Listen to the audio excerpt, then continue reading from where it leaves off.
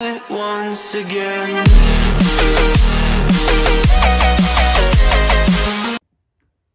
Bem, rapaziada, mais um aulão com o tio Dani, tá? Pessoal, no dia de hoje, né, no caso agora já é a noite, tá? O nosso assunto hoje ele é uma continuação do nosso último vídeo, tá? Pro pessoalzinho aí do segundo ano, porque essa aula é voltada para o segundo ano. Lembra que no último vídeo a gente falou sobre, né, colonialismo, imperialismo. Na realidade a gente começou a destacar os fatores que iriam colaborar com a deflagração da Primeira Guerra Mundial lá em 1914, fatores que começaram a ocorrer a partir no início da segunda metade do século XIX, tá? Então essa aula ela é uma continuidade da aula passada. Mas nessa aula a gente vai continuar a tratar, pessoal, um pouquinho ainda dos antecedentes da guerra. Mas o nosso foco principal hoje é falar sobre a Primeira Guerra Mundial, tá? Só para se adiantar, pessoal, mais alguma coisa, tá? Mais uma coisa, aliás, essa aula eu vou dividir em duas etapas, tá? Então, essa primeira etapa, a gente vai falar um pouco mais sobre os antecedentes da guerra. A gente vai falar especificamente sobre a guerra e numa segunda etapa a gente vai falar com mais ênfase sobre as consequências que a Primeira Guerra Mundial ou o término dela acarreta não só para a Europa, mas como o mundo como um todo, beleza? Isso na segunda etapa. Hoje a gente vai focar principalmente a Primeira Guerra Mundial, tá? Então, pessoal, aqui, ó, essa primeira imagem, tá? A Primeira Guerra Mundial ela vai começar por volta de agosto de 1914 e ela termina no dia 11 de novembro de 1918, tá? Aqui eu destaquei, pessoal, para a gente relembrar, para a gente lembrar da aula passada, alguns acontecimentos que antecederam e que colaboraram com a deflagração da Primeira Guerra Mundial. Primeiro, a Segunda Revolução Industrial, né? As inovações tecnológicas, o aumento da produção, uma maior necessidade de um mercado fornecedor e de um mercado consumidor, que vai levar a um processo imperialista chamado de neocolonialismo, tá? Então todo aquele desenvolvimento e aquelas tecnologias, principalmente a produção de energia elétrica, né? Essas tecnologias levaram os países da Europa, mais Estados Unidos e Japão, a alcançar índices de produção astronômicos. Só que vai chegar ali por volta de 1870, certo? Foi a gatinha, tá? Foi a brisa. Vai chegar por volta de 1870, vai acontecer uma crise mundial, uma estagnação econômica, aonde esses grandes mercados produtores, europeu, estadunidense ou japonês, vão necessitar de mais matéria-prima e mais consumidores. É aí que começa esse processo que nós chamamos de neocolonialismo, que nada mais é que um processo imperialista, quando a África e a Ásia serão novamente colonizados por potências europeias. E lá na Ásia ainda entre os Estados Unidos e o Japão, tá? Um outro fator, pessoal, que antecede a guerra e causa a guerra é o nacionalismo exacerbado, tá? Então, na Europa, entre França e Inglaterra, há um sentimento nacionalista muito forte.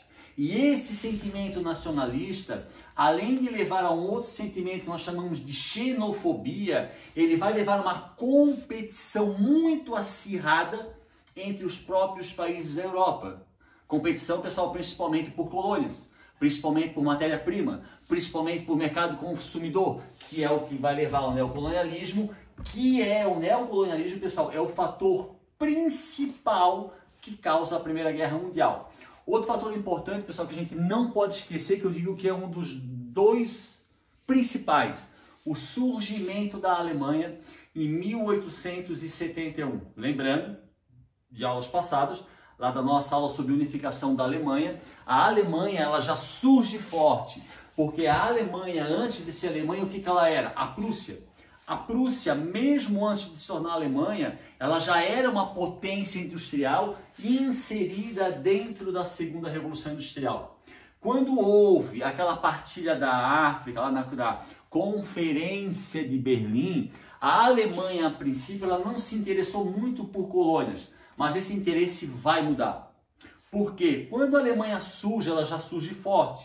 Então ela almeja para si o quê? Ser a maior potência da Europa e a maior potência do mundo, que vai levar os alemães, com o passar do tempo, a se interessar mais pela aquisição de colônias. Só que a maioria das colônias, principalmente na África, por que eu friso a África, pessoal? Porque a África era mercado fornecedor, ficaram nas mãos de quem? França ou Inglaterra. E é essa disputa por colônias, é essa intenção da Alemanha de ter mais colônias que é um dos fatores que causa a Primeira Guerra Mundial. Tá? O colonialismo, pessoal, em inglês e francês é o que eu falei agora. Eles adquiriram, por ser na época as duas maiores potências, durante a partilha da África e da Ásia, principalmente da África, foram as duas nações que mais adquiriram colônias. E por último, pessoal, vamos lá para o nosso primeiro vídeo. Primeiro ou segundo da segunda videoaula. Guerra Franco-Prussiana. 1870-1871, quando a Prússia de Guilherme II mais Otto von Bismarck entra em guerra com a França de Napoleão III. E nessa guerra a França é derrotada, a França ela é invadida e após a assinatura de um tratado de paz, a França foi obrigada a ceder para agora os alemães os territórios de Alsácia e Lorena. A derrota francesa na Guerra Franco-Prussiana e a perda desse território, que era muito rico em carvão e ferro, é um dos motivos que causa nos franceses um sentimento de revanche, um sentimento de vingança com relação aos alemães. Então, esses aqui seriam fatores que na aula passada a gente já tratou com um pouco mais de minuciosidade, que antecedem a Primeira Guerra Mundial e que vão colaborar com a deflagração da Primeira Guerra Mundial. Maravilha? Aline, por obséquio. Pessoal, outro detalhe anterior à Primeira Guerra Mundial, tá? Ali durante a Segunda Revolução Industrial, principalmente a partir de 1870 até 1914, a gente chama esse período de Belle Époque, tá? Então ali por volta de 1870 até 1914, então o período da Segunda Revolução Industrial até o início da deflagração da Primeira Guerra Mundial, a gente chama esse período de Belle Époque. Por que Belle Époque? Quer dizer, pessoal, significa bela época, época bela, tá? Porque foi um período de grande prosperidade tecnológica, prosperidade proveniente das tecnologias que surgiram durante a Segunda Revolução Industrial. Aquelas que a gente citou, eletricidade, uso do petróleo, o aço, as cidades passam a crescer de forma vertical, elevador, bicicleta, motor a combustão, cinema, rádio, telégrafo, telefone. Essas tecnologias deixaram as sociedades europeias e estadunidenses mais modernizadas, mais dinâmicas, e as populações dessas regiões passaram a usufruir de uma vida que jamais eles haviam imaginado. Telefone, falar com uma pessoa em outro país em tempo real, cinema, um filme, a própria eletricidade. Tá? Então, esse período de prosperidade que vai de 1870 a 1914 é chamado de Belle Époque, onde as pessoas desfrutavam, obviamente, pessoal, as pessoas que tinham um poder aquisitivo maior. A gente não pode esquecer que a parcela que era significativa na época, pobre da Europa e dos Estados Unidos, pouco usufruía dessa tal prosperidade. Mas a classe média alta, a nobreza, a burguesia, foi um período de grande prosperidade. O exemplo que eu dei na aula passada com a foto da Torre Eiffel. Então a população estava distraída, usufruindo dessas tecnologias. Mas, em função de tudo que a gente falou antes, há 5 minutos atrás, surgimento da Alemanha, neocolonialismo, revanchismo francês, colonialismo inglês e francês. Em função disso tudo, durante esse período chamado de Belle Époque, que é um período de grande prosperidade tecnológica, esse período também é chamado pelos historiadores de paz armada. Pessoal, é uma palavra mas seriam duas expressões antagônicas, contraditórias. Paz é tranquilidade, harmonia, felicidade. Armada é guerra, sangue, violência. Então o que é paz armada? Pessoal, paz significa o quê? A população, então, não estou me referindo aos estados, aos governos, a população comum, as pessoas comuns como nós, elas estavam distraídas, usufruindo daquela prosperidade, daquele dinamismo, de locomotiva, de telefone, mas devido aos problemas que nós citamos antes, principalmente a disputa por colônias na África e na Ásia, empreendidas principalmente entre franceses, ingleses e alemães, causavam uma tensão entre os governos. Por isso, paz armada. Enquanto as populações comuns usufruíam dessas novas tecnologias, os estados, os governos se preparavam para uma guerra, porque eles sabiam que essa guerra aconteceria. Pessoal, a Primeira Guerra Mundial, ela não é uma surpresa para ninguém, ou pelo menos para alguém que tivesse envolvido no jogo político. Nossa, Primeira Guerra Mundial, não!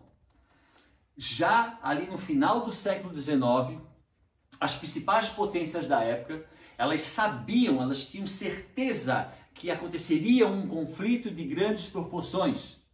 Só que isso não chegava à população comum que estava usufruindo dessa tal prosperidade. E durante esse período chamado de Belle Époque, os estados se armavam à espera de um conflito que era certo.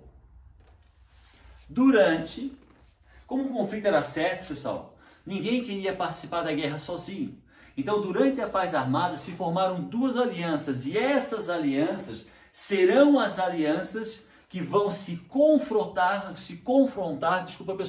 durante a Primeira Guerra Mundial. A Tríplice Aliança, formada principalmente por Alemanha, Itália, Império Austro-Húngaro e o Império Turco-Otomano. Em contrapartida, a Tríplice Entente, a princípio, formada principalmente por Inglaterra, França e Rússia. Pessoal, por que eu botei aqui em letras garrafais a expressão corrida armamentista?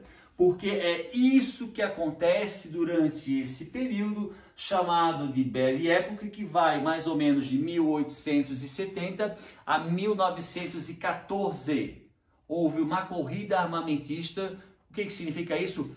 Produção de armamento em larga escala, treinamentos de exército, serviço militar obrigatório em vários países. No período chamado de Paz Armada, que compreende o período de Belle Époque, onde ocorreu uma forte corrida armamentista. Isso tudo, pessoal, acontecimentos um pouquinho anteriores à Primeira Guerra Mundial. Por isso que a deflagração da guerra, pessoal, como eu falei anteriormente, para quem estava envolvido no jogo político, não foi nenhuma novidade. Pode ter sido uma novidade para a população comum, mas não para os estados, que já se preparavam a long time. Por gentileza, Aline. Acabou a fera, Aline? A Brisa está dormindo agora. Pode passar a imagem, por gentileza. Pessoal, a guerra. A Primeira Guerra Mundial, tá?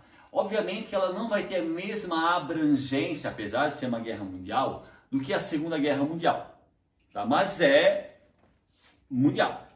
A Primeira Guerra Mundial, pessoal, ela vai começar especificamente numa região da Europa chamada de Península Balcânica.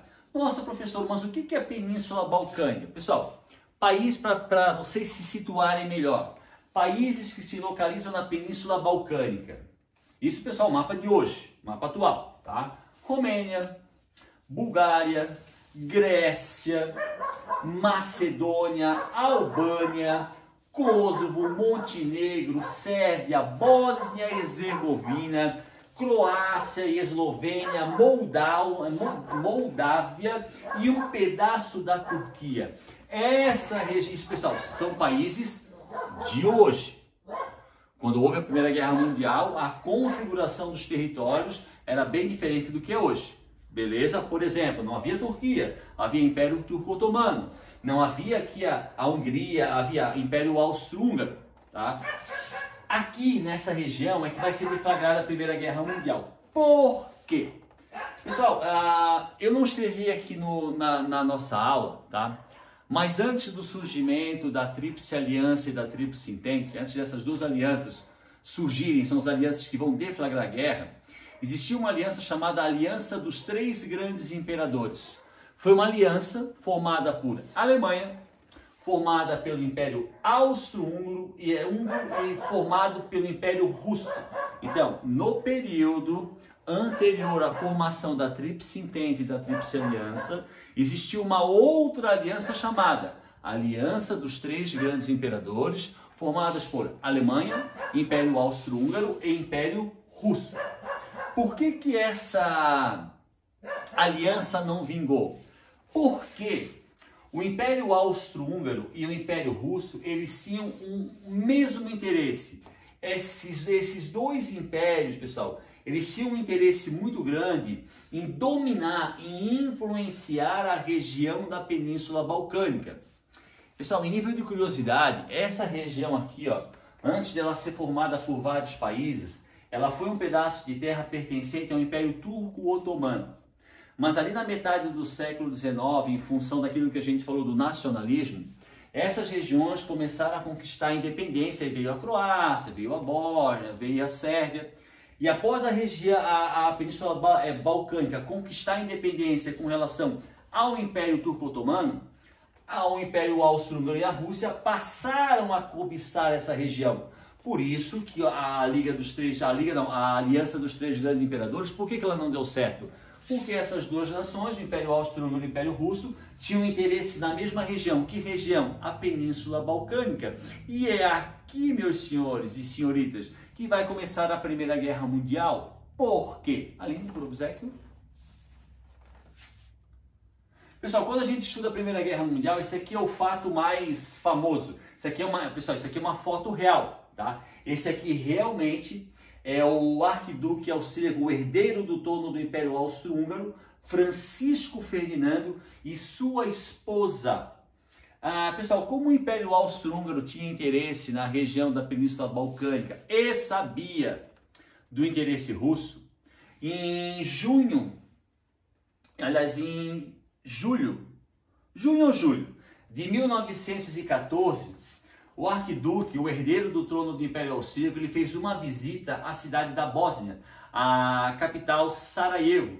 Pessoal, mas por que, professor? Pessoal, manter uma diplomacia, mostrar uma boa vontade do Império Austro-Húngaro, porque a Bósnia se localizava na Península Balcânica.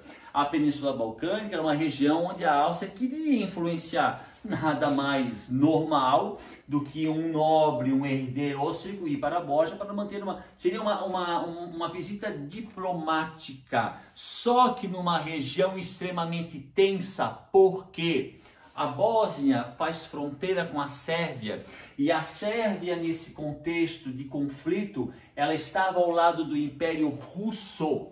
Então, o arquiduque Francisco Ferdinando, o herdeiro do Império Austríaco, quando ele visita a Sarajevo, ele sabia dos perigos do que ele corria. Pessoal, ele sabia, tanto é que, se a gente olhar aqui, ó, esse é o carro onde ele transitou pelas ruas de Sarajevo. Os seus assessores, pessoal, o aconselharam a ir em carro fechado. Ele se nega em carro fechado. O que aconteceu? Quando ele desce essa escada, como está na foto, ele vai entrar no carro e do carro ele vai partir para um outro destino dentro da cidade.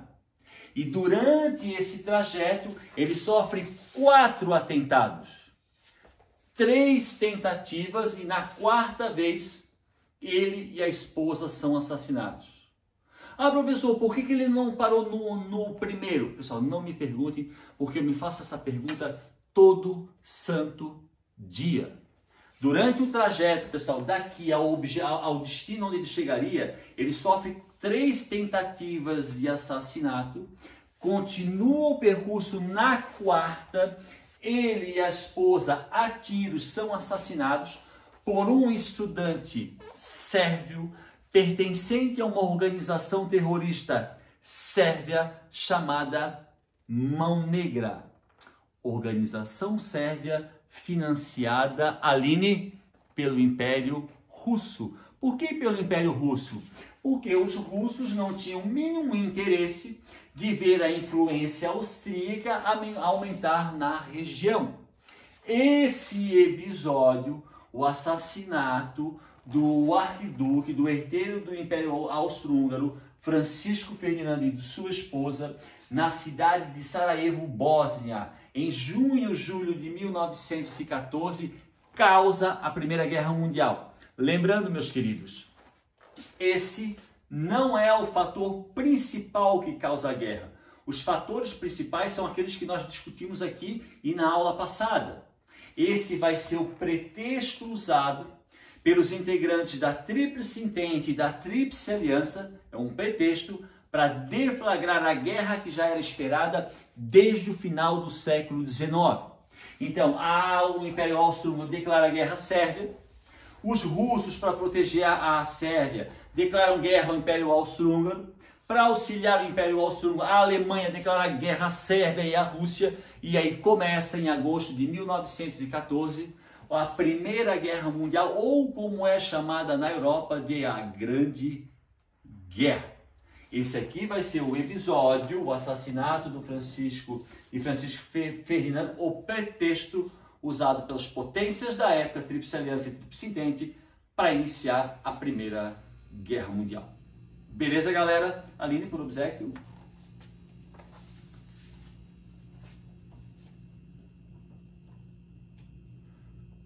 Tá bem atrás, Aline, tem que ir mais lá para frente. Mais, não. Aí. Então, pessoal, Grande Guerra. Eu já botei aqui, ó, Grande Guerra, porque, como eu falei agora, é o nome que os europeus dão à Primeira Guerra Mundial. Essa foto aqui, pessoal, eu tive pesquisando fotos, tá? E ela é emblemática, seriam soldados. Pelo capacete, pessoal, eu gosto de história desde que eu tenho 7 anos de idade. Então, assim, ó, eu não estou vendo bandeira, mas pelo capacete e uniforme, ou são soldados americanos ou são soldados ingleses, tá? E aqui, pessoal, aqui já aparece de pronto, eu ia falar disso depois, uma das tecnologias aperfeiçoadas durante a metralhadora, pessoal. Metralhadora, ela existe desde a Guerra de Secessão, 1865. Então, a metralhadora, ela é uma invenção da metade do século XIX, segunda metade do século XIX. Só que a metralhadora lá da de Secessão era aquela onde tinha que girar uma manivela para atirar. Matava um monte. A metralhadora com carregador, uma esteira de bala, ela é uma invenção, ela é um aperfeiçoamento feito durante a Primeira Guerra Mundial. Então a metralhadora, o que ela vai matar mais gente em menos tempo, tá? Um outro detalhe assim, pessoal, quando a gente fala, tá? Quando a gente fala em Primeira Guerra Mundial, tá? Normalmente a gente sempre remete ao quê? À trincheira. A gente pensa em trincheira, né? Mas assim, pessoal, a trincheira, ela é uma guerra pouco móvel, ela é uma guerra lenta. Ela é uma das principais características da Primeira Guerra Mundial. Só que as trincheiras, elas só passam a ser usadas em larga escala depois de 1914, 1915, 1916, 1917, 1918. A Primeira Guerra Mundial, lá no início, lá nos seus primeiros meses, agosto, setembro, outubro, novembro de 14, ela foi marcada por uma guerra de grande mobilidade nos campos de batalha. O que significa isso? Nos primeiros momentos da guerra, pessoal, os exércitos, não interessa se é Tríplice Aliança, se é Tríplice Entente, eles se moviam com muita rapidez no campo de batalha. Por quê? Porque quando a guerra foi deflagrada, não só a Alemanha, mas vários países acharam e tinham certeza que a guerra seria um conflito curto, que duraria no máximo alguns meses, no máximo o ano de 1914. Então esses primeiros meses da guerra, primeiros meses que eu falo porque é de agosto para frente, eles são marcados por uma grande mobilidade no campo de batalha, muito rápido. O uso de trincheiras, pessoal, ainda não era tão frequente. Mas quando a guerra sai de 1914 e vai para 1915, aí vai acontecer, pessoal, a introdução em larga escala do uso das trincheiras. Beleza? Aline Probzek. Pessoal, depois a gente discorre um pouco mais sobre as trincheiras, tá? Uma outra característica bem marcante da Primeira Guerra Mundial vai ser o uso de novas, pessoal, assim, ó, tecnologias bélicas. Quando a gente fala bélica se refere à arma. Material bélico é material referente à arma, é referente à guerra, é referente ao exército, marinha e aeronáutica, tá? Então a Primeira Guerra Mundial é uma guerra de inovação. Armas como a metralhadora serão aperfeiçoadas e outras armas surgirão. Por exemplo, aqui nós temos uma foto do tanque de guerra. Pessoal, o tanque de guerra, ele é usado pela primeira vez na história na Primeira Guerra Mundial. Óbvio, pessoal, se a gente olhar, se vocês aproximarem a imagem, vocês vão perceber, tá, mas isso é um tanque de guerra? Pessoal, visualmente não tem quase nada a ver com o tanque de guerra de hoje em dia. Mas esse, pessoal, era o tanque de guerra da Primeira Guerra Mundial. Obviamente, pessoal, professor, mas qual era a velocidade dele? 10 km por hora? Sei lá, acho que não chegava a 15 km por hora. Mas qual é a vantagem? Primeiro que ele era uma estrutura monstruosa, gigantesca, formada de aço puro. Então vocês pensam, tem uma trincheira. Trincheira é um buraco no chão cheio de soldados. Para quem assistiu o filme 1917, O Cavalo de Guerra, deve lembrar. Pensa, sei lá, 10 estruturas dessas chegando próximo à trincheira. Eles tinham metralhadora, tinha um canhão, nada comparado aos tanques da Segunda Guerra Mundial. E atrás do tanque vem os soldados. Então essa arma, apesar de lenta, ela não era destruída, então ela chegava com muita facilidade às trincheiras. Isso causava um pavor gigantesco nos soldados. E também, pessoal, obviamente, nada comparado à Segunda Guerra Mundial, tinha canhões e tinha metralhadoras, mas o tanque de guerra é uma tecnologia novíssima usada durante a Primeira Guerra Mundial por todos os exércitos, seja a Tríplice Entente, seja a Tríplice Aliança. Aline Probzek. Submarino. Pessoal, isso aqui é um submarino da Primeira Guerra Mundial, tá? O submarino, pessoal, ele é uma arma do mar. Ele existe até hoje, só que hoje existe até submarinos nucleares, movidos a energia nuclear, que ficam no mar 15 anos sem reabastecer. Tá? Isso aqui é um submarino, né, movido provavelmente a diesel ou um combustível líquido, tá? Mas qual é a vantagem do submarino? Ele submerge. Na época, pessoal, os navios não tinham radar para detectar submarinos. Então, nos mares da Primeira Guerra Mundial, ele é uma arma mortífera. Quando que um navio percebia que havia um submarino no mar? Quando ou ele era torpedeado, o torpedo é a bomba do submarino, ou quando um navio próximo a ele era torpedeado.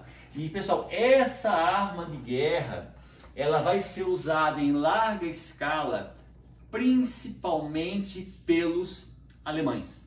Todos os exércitos, ou aliás, todas as marinhas tinham submarino. Inglaterra, França, Estados Unidos. Mas o país que mais vai usar, e vai usar em larga escala os submarinos, foram os alemães. Beleza? Aline? Pessoal, outra arma, tá? Eu peguei uma foto, pessoal. Essa foto não é da Primeira Guerra Mundial, é da Segunda Guerra Mundial. Mas era pra gente ver uma foto um pouquinho melhor de um lança-chamas. Pessoal, a tecnologia da segunda para a primeira não é diferente. É um cilindro de aço aqui atrás, tá? Composto de gás. O cara tem uma mangueira, em vez dessa mangueira jogar água, ela joga fogo. Pessoal, isso é uma arma extremamente mortífera. Pensa um cara desse, um soldado desse, vem atrás de um tanque, chega numa trincheira. Isso aqui, pessoal, isso aqui gospe fogo para muito longe.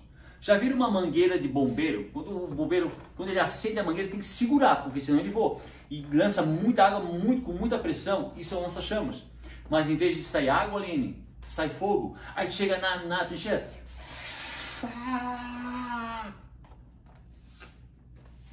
Pensa na carnificina, pensa na dor, pensa no apavoro dos soldados quando vem um lança-chamas. Obviamente, pessoal, também não sejamos ingênuos, né? Se esse carinha, por acaso, ali, levar um tiro aqui nesse cilindro, ele faz assim, ó. Porque ele é a gás, sem contar que ele é muito pesado. Mas se ele conseguir ter sucesso em chegar próximo a uma trincheira, a tragédia está feita. Então o lança-chamas é uma tecnologia criada e usada pela primeira vez durante a Primeira Guerra Mundial. Aline, vou te fazer uma pergunta. Avião. Quem inventou o avião? Não lembro o nome. Santos Dumont. Tá, eu sei, pessoal, que os americanos lá, tem aqueles irmãos Wright, pá, inventaram o avião. Só que a gente não pode se esquecer que os americanos, eles precisaram de um impulso para a aeronave voar. O 14 bis não. O 14 bis na França, em linha reta, pessoal, o 14 bis ali, ele voou 600 metros. Tu vai dizer, meu Deus, Daniel, 600 metros é daqui até a esquina. Só que, qual é a proeza do Santos Dumont? Em linha reta, a estrutura dele, o avião, que não é esse, é um pouco mais arcaico, claro, né? Ele veio sozinho, sem impulso. Ele subiu, voou 600 metros e aterrissou. Qual é a proeza de um avião voar 600 metros? Nunca uma aeronave tinha pegado voo 200, 300 metros em linha reta por conta própria. Os irmãos Wright dos Estados Unidos, eles pegaram uma estrutura que desceu tipo de um morrinho e voou. O 14 bis não. Então aqui nós temos uma invenção de nosso querido Santos Dumont, que segundo o pessoal reza a lenda, teria se suicidado em função do seu invento ter sido utilizado para a guerra. Isso é o que reza a lenda. Eu não sei porque eu nunca estudei a fundo a história de Santos Dumont. Tá? Então aqui temos um avião. O avião, galera, na guerra, para matar. Tá? Se vocês lembram lá do 9º ano, quando a gente estudou a Guerra do Contestado, aqui em Santa Catarina, foi usado o avião, mas para observação do deslocamento de tropas. Primeira Guerra Mundial não é só observação. O avião ele é usado para atacar as trincheiras, para atacar cidades, para atacar tropas, e a vantagem dele é uma coisa óbvia, ele é um avião, ele está no ar. Só que, se a gente observar, pessoal, o avião da época, ele possuía uma estrutura ainda muito frágil. Vou dar um exemplo, o piloto, ele obviamente pilotava, e quando ele atirava o metralhador, ele pilotava com uma mão e atirava com a outra.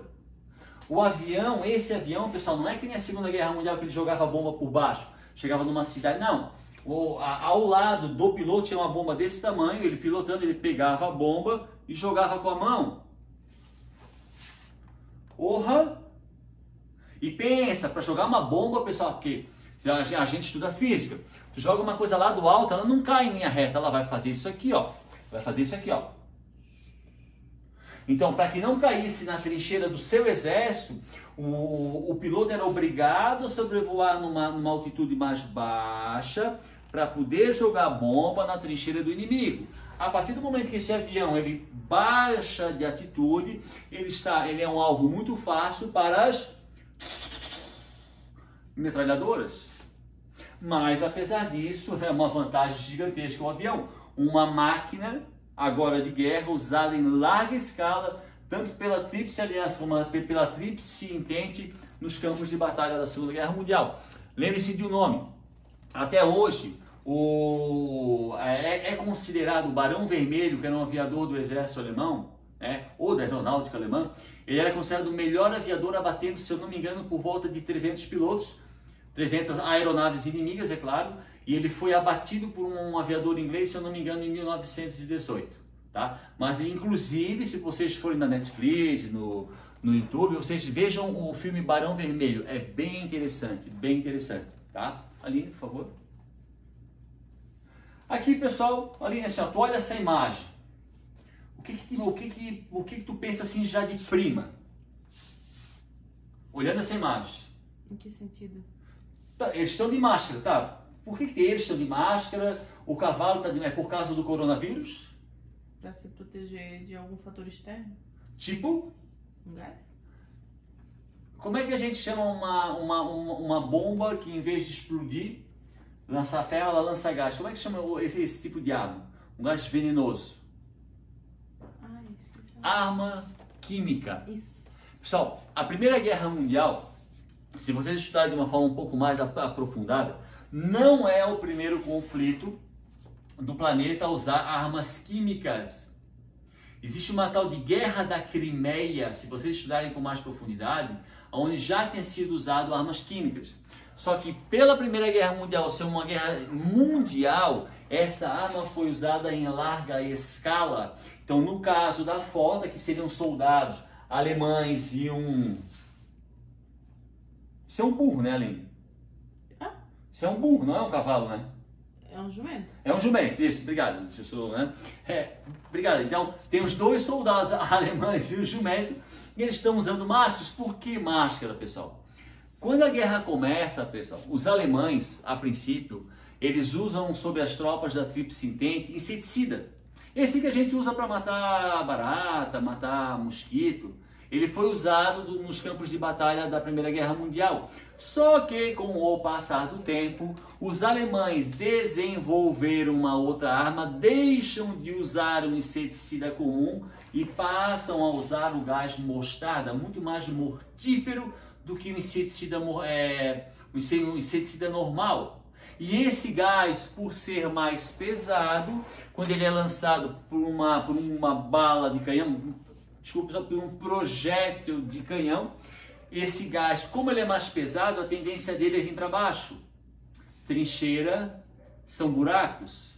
Então o gás, como ele era mais pesado que o ar, a tendência dele era ir para baixo, ele tomava as trincheiras. A princípio, quando não havia, pessoal, a existência de máscara, esse gás queimava os olhos dos soldados e as vias respiratórias. O soldado desesperado saía da trincheira, mas no que ele saía da trincheira, ele era alvejado pelo soldado inimigo da outra trincheira.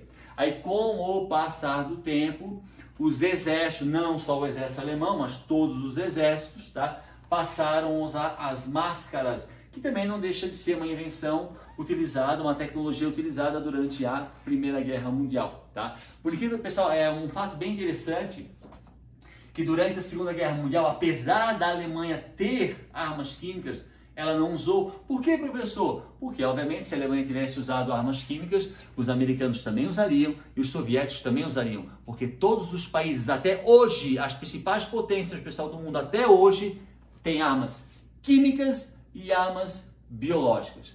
A gente não pode esquecer, pessoal, que no cenário internacional do jogo político, não tem bonzinho e não tem mal. São todos iguais. Isso principalmente quando me refiro às grandes potências. Beleza, galera? Aline, por obséquio. Pessoal, assim, ó, acontecimentos importantes. Se a gente for estudar a Primeira Guerra Mundial de forma mais minuciosa, nós vamos encontrar vários acontecimentos. Vários. Mas existem os dois principais que eu quero destacar agora. Em 1915, lembra lá no início da aula? A Tríplice Aliança, Alemanha, Itália, Império Austro-Húngaro, Império Turco-Otomano. Pois é. Em 1915, lembrando, pessoal, que quando a guerra começa, apesar da Itália pertencer à Tríplice Aliança, ela é neutra, ela não participa efetivamente da guerra. Ela está ao lado da Tríplice Aliança, ok, mas ela não participa efetivamente do conflito. Em 1915, em função de promessas territoriais, professor, que promessas territoriais?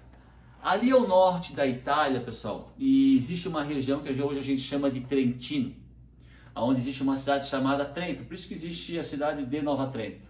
Na época, essa região pertencia ao Império Austro-Húngaro. E os italianos, durante muito tempo, desde a época da unificação, lá em 1870, 60, os italianos sempre almejaram anexar essa região austríaca ao território italiano.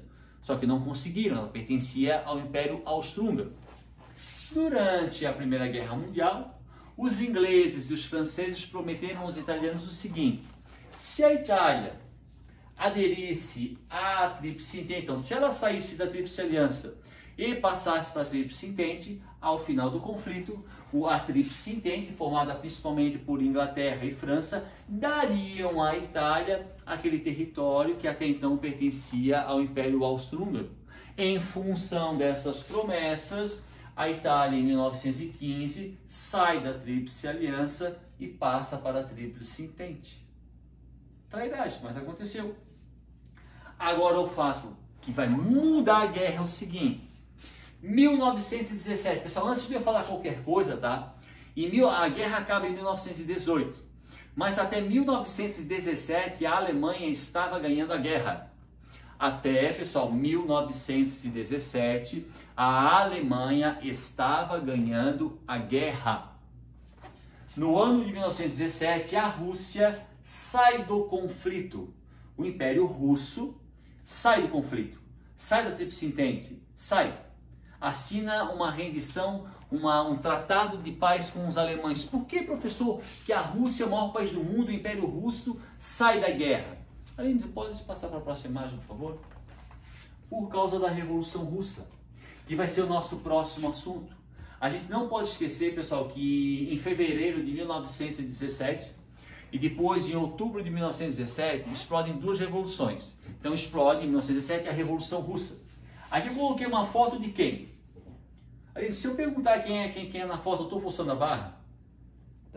Então me escuta. Karl Marx, Friedrich Engels, Vladimir Lenin e Stalin. Tá, pessoal? Eu sei que está faltando o Trotsky, mas essa foto aqui é da época do Stalin. Então, o Stalin não gostava do Trotsky. Então, aqui eu estou mostrando, pessoal, o Marx e o Friedrich Engels, que são os criadores do marxismo ou socialismo científico. Aqui eu estou mostrando Lenin, o líder da Revolução Russa de 1917. E aqui eu estou mostrando o Stalin, que após a morte de Lenin governa a Rússia com mãos de ferro de 1924 a 1953.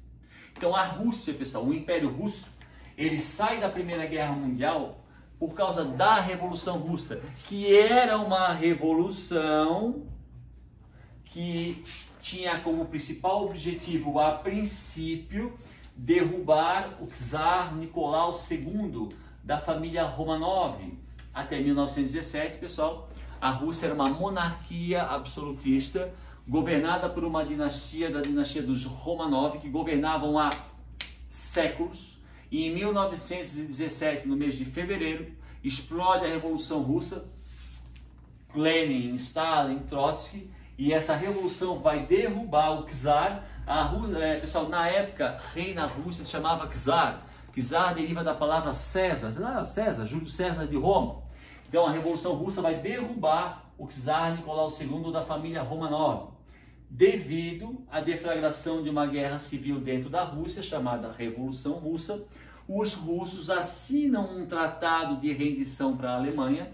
A Alemanha aceita esse tratado sob a condição de quê? Que os russos deram aos alemães muitos territórios. Por exemplo, dentre eles, onde hoje é Estônia, Letônia, Bielorrússia, Lituânia, e aí a Alemanha aceita a rendição. Os russos saem da Primeira Guerra Mundial para se dedicar apenas à Revolução Russa. Aline, volta duas imagens, por favor. Então aqui, pessoal, a gente entendeu o porquê que a Rússia, ou Império Russo, sai da guerra em 1917, beleza? No mesmo período que a Rússia sai da guerra em função da Revolução Russa, vocês perceberam que eu não falei Estados Unidos ainda. Os Estados Unidos, ele entra na guerra. Por que, professor, que os Estados Unidos só entrou agora? Dois motivos, pessoal. Lembra que eu falei lá quando eu mostrei a foto do submarino, que o país que mais usou o submarino como uma arma foi a Alemanha? Pois é. Durante a Primeira Guerra Mundial, pessoal, os Estados Unidos, como ele fica do outro lado do Oceano Atlântico, isso se comparado à Europa, qual foi o papel dos Estados Unidos durante o conflito até 1917?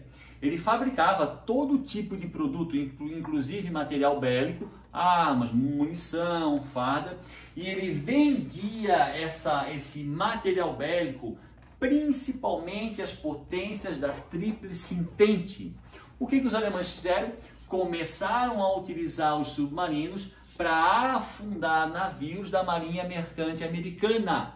Então esse é um dos motivos que leva os Estados Unidos, ou que levou os Estados Unidos a entrar na guerra em 1917, ao lado da Tríplice Entente. Um outro motivo. Todo aquele material, pessoal, quando um país está em guerra, meu país está em guerra, eu vou comprar armas da Aline.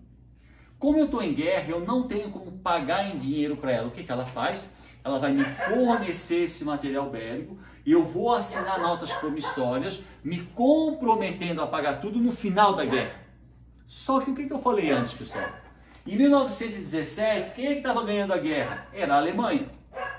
Qual é a linha de raciocínio dos americanos? Bom, a França e a Inglaterra têm uma dívida gigante com a gente. Nós estamos vendendo arma para eles desde 1914. Mas se a Alemanha ganhar a guerra, a Alemanha não vai pagar essa dívida. Então, se a Alemanha ganha a guerra, toda aquela dívida que franceses e ingleses tinham com os Estados Unidos ia desaparecer. Então, são esses dois motivos, pessoal, principais que levam os Estados Unidos a entrar na guerra em 1917, o torpedeamento de navios americanos por submarinos a alemães e o fato de não deixar que a dívida de ingleses e franceses não fossem pagas, porque se a Alemanha ganhar a guerra, essa dívida subia. Então eu considero, pessoal, o ano de 1917 o ano mais importante da guerra, que é a saída da Rússia.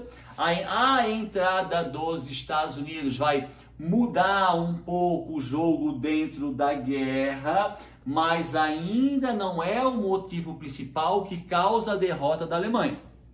O motivo principal, pessoal, a gente vai discutir em Primeira Guerra Mundial, parte 2.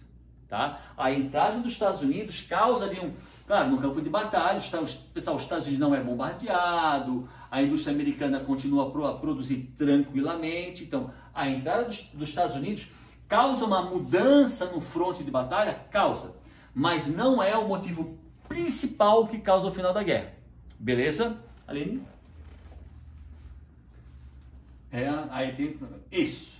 Pessoal, a guerra, ela vai acabar no dia 11 de novembro de 1918, tá? Então, assim, ó, no próximo vídeo eu vou falar sobre Primeira Guerra Mundial, parte 2. Então, a gente vai falar qual foi o fator principal que causou a derrota da Alemanha.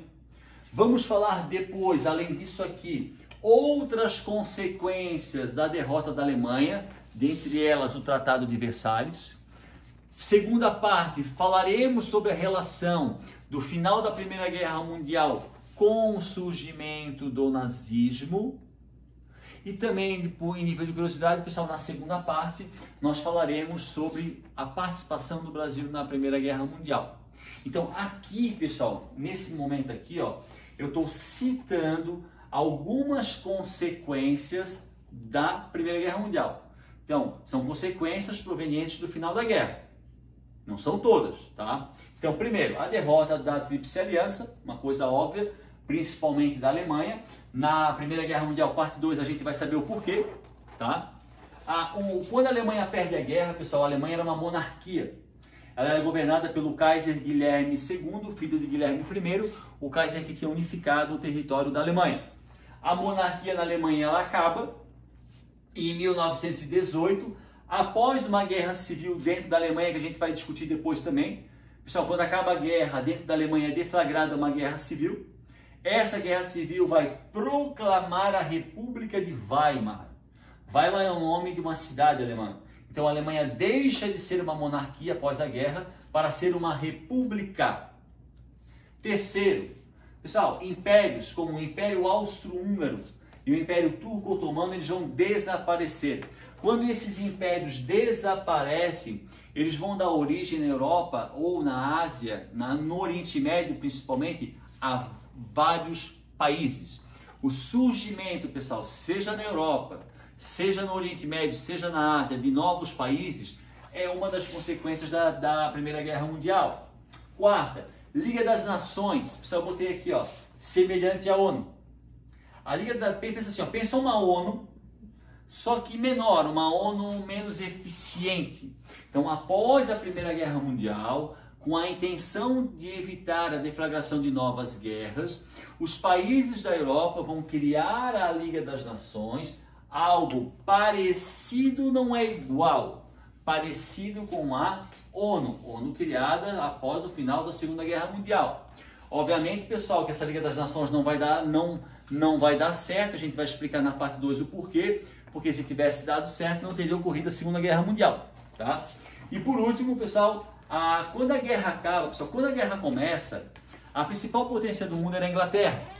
Quando ela acaba, os Estados Unidos da América tornam-se a maior potência econômica do mundo. Econômica, eu não falei militar, potência econômica.